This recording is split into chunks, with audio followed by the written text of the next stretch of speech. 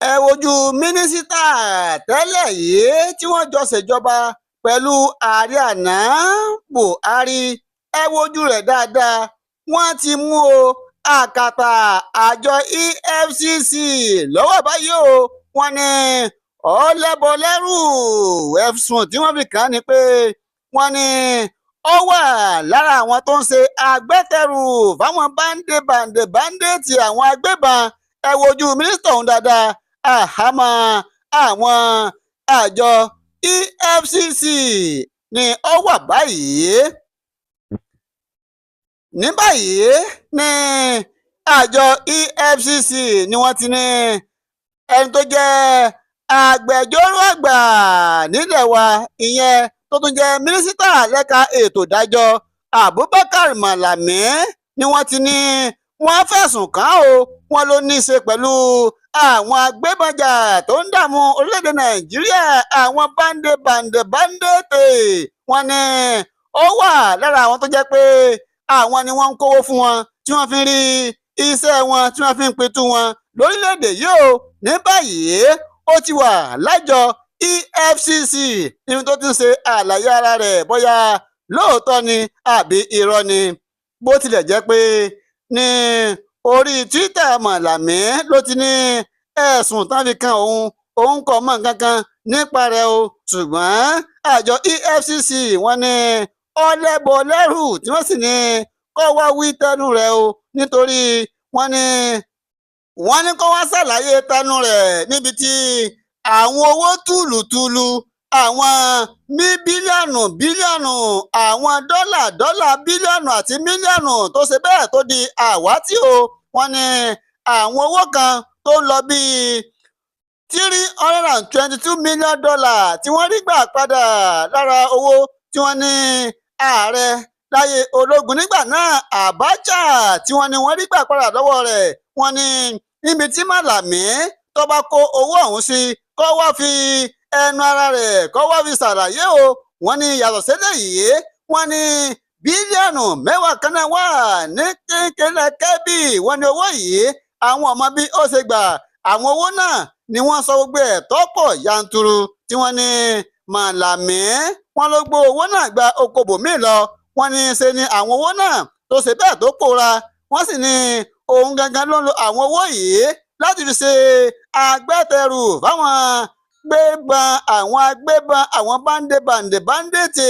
Malami ní owó ọmọ kankan parẹ́ o, ṣùgbọ́n àwọn àjọ tó ń gbógun ti ìwà jìbìtì àti ṣíṣe owó ìlú mọ̀kùmọ̀kù efcc wọ́n ní àwọn farabalẹ̀ gbogbo àwọn ẹ̀sùn yìí lọ́kọ̀ọ̀kan èjèèjì táwọn sì rí i pé àwọn fa òótọ́ yọ nínú rẹ̀.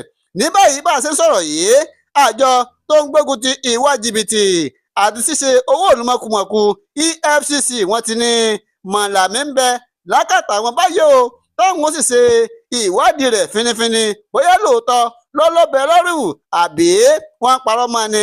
wọ́n tó bá ti lè wẹ̀ tó yẹ kàǹkàn yóò mọ̀ lọ ilé rẹ̀ láyọ̀ àti àlàáfíà.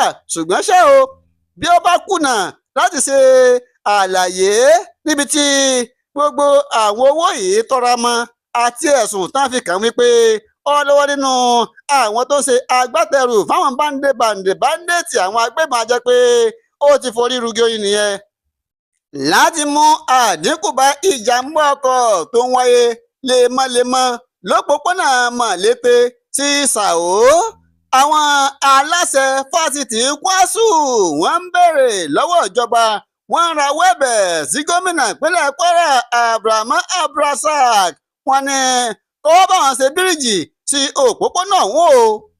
lọ́jọ́ ìṣẹ́gun túsídẹ̀ẹ́ ọjọ́ 9 oṣù kejìlá ọdún 2025 tá a wà yìí ní ilé ẹ̀kọ́ gíga fásitì ti ìpínlẹ̀ Kwara Kwásù ni wọ́n síde ayẹyẹ ìkẹ́kọ̀ọ́jáde àwọn ọmọ akẹ́kọ̀ọ́ wọn ti ọdún 2025 tá a wà yìí pẹ̀lú ìpàdé àwọn akọ̀ròyìn lẹ́yìn tó wáyé nínú ọgbà ilé ẹ̀kọ́ ọ̀hún tó wà nílùú Mọ̀lété. níbi ìpàdé akọ̀ròyìn ọ̀hún ní gíwá àgbà fásitì ọ̀hún ọ̀jọ̀gbọ́n Jimoh Sheikh Lukman ló ti rawọ́ ẹ̀bẹ̀ sí gómìnà ìpínlẹ̀ Kwara Abraham Abdulrasaq. ó ní kó jọ̀ọ́ jàre, ó ní òpópónà Sàó tó fi wá Mọ̀lété tó jẹ́ pé ibẹ̀ ni ilé ẹ̀kọ́ yìí àtàwọn aláṣẹ àtàwọn akẹ́kọ̀ọ́ ibẹ̀ ni wọ́n ń gbà kọjá kójọ járe kó bá wọn ṣe bíríìjì o torí pé lemọ́lemọ́ gbogbo ìgbà ní ìjàmbá ọkọ̀ ń ṣẹlẹ̀ látàrí eré àsápajúdé táwọn tirẹ́là tó ń gba òpópónà ọ̀hún tó máa ń sá ó ní èyí ayẹyẹ táwọn ṣe yìí ẹlẹ́ẹ̀kẹtàlá rú ẹ̀ òun lélẹ́yìí o níbi tí àwọn akẹ́kọ̀ọ́ wọn ti ń kẹ́kọ̀ọ́ jáde tó sì jẹ́ pé onírúurú ìpèníjà làwọn ń kojú bó tilẹ̀ ṣe pé àwọn ṣe ohun ribiribi àwọn pitú méje tí ọdẹ ń pa nínú igbó láti rí i pé ìdàgbàsókè tí ọ̀dẹ́gbẹ́ ọba inú ọgbà Kwaso tó ń jẹ́ pé àwọn ọmọ wọn láǹfààní láti máa kẹ́kọ̀ọ́ láyìíká tó rọrùn ó lè ló mú kí àwọn sí ẹ̀ka míì sí ìlú Òsì àti Ilé-Ṣàbàrùbá níbi tí àwọn ti tún máa kẹ́kọ̀ọ́ ní àrà ọ̀tún báyìí ó wá rọ gómìnà ó ní tó ṣe kó ni pé òpópónà tó wá sí ìlú Mọ̀lété yìí afẹ́kẹ́ bá fẹ́ lójú díẹ̀ sí i nítorí pé èrò tí ń gbà bí lójoojúmọ́ ọ̀pọ̀ ọkọjá àfẹnusọ èyí ni ààbọ̀ ti gíwàgbà fásitì Kwasu Kwara State University èyí ni ààbọ̀ tó jẹ́ gómìnà gbà wá wá bá wa kọ́ bíríìjì òun ni orin ariwo tó gbẹnu àwọn aláṣẹ fásitì tìpínlẹ̀ Kwasu fásitì tìpínlẹ̀ Kwara.